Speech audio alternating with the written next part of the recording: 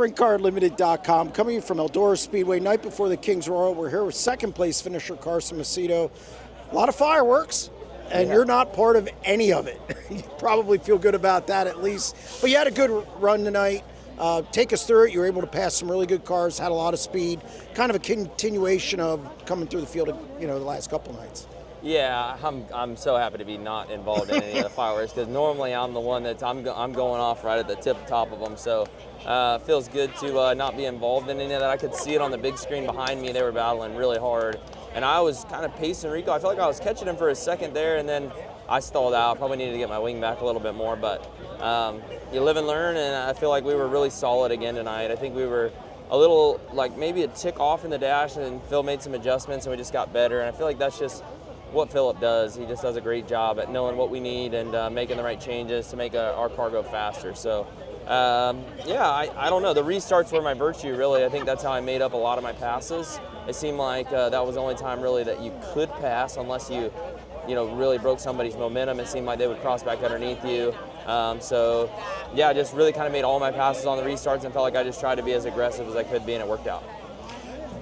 You've had a lot of speed this week, more than last year, which I'll get to in a minute, but do you feel good going into tomorrow? I mean, you've had a lot of speed. You've been able to, you had the deal where after the rain, you just, you drew a bad heat, so to speak, but you were able to come through the field. Do you like where you're sitting going into the Kings Royal? Yeah, I mean, I think we've been fast every single night. The first night there, we, like you said, came back through the kind of the adversity after the rain delay, and it was real fast. We were probably a little tight. We just got hung out, but we were able to rebound from that. And then last night, I thought we were, arguably one of the, I think we were, Macri was pretty good, but I think we were as good. I think if we could have got to the lead, I think we could have ran away with it just because being out in clean air. But tonight, I thought we were really good again. I think our chances are good rolling into the Kings Royal, but at the same time, I feel like I always have to mentally prepare myself to roll in here and be open-minded about whatever happens at the Kings Royal because the format is so wonky, and you don't really get rewarded for qualifying. It's just a weird deal, and so you can land on the right side of the format and it really help you, or you can kind of really have to battle through adversity because of the format. So what I'm going to do is I'm going to show up tomorrow. I'm going to give it 110%. I'm going to give everything I can every lap I'm on the racetrack. And at the end of the night, if I'm standing on the front stretch with the the winner's flag in my hand, I'll be really happy.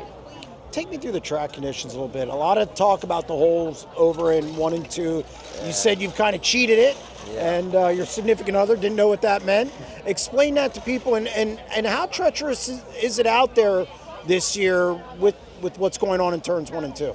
I think your car has to be right to be able to do what I was doing. I was really stuck to the cushion regardless of where I entered the corner, so I could cheat it and run a little lower than the hole was and just kind of run across it, pick up the grip, and then leave the corner really kind of, I thought, just as fast as a lot of the guys that were running up on it, so not taking near the risks. I just think that, I don't know, I think it's really aggressive, like one of the worst I've ever seen it, honestly, into turn 1, and it just is right in the wrong part where you enter the corner, and unless you're wheels all the way up against the curb, you're going to end up through the hole, and then it only takes one bad bounce and you're in it upside down, and everything's junk, right? So just trying to be as smart as I can while also I'm not going to ever rule it out. I'll go through it if I need to, but ultimately I think that it's bit a lot of race cars this week.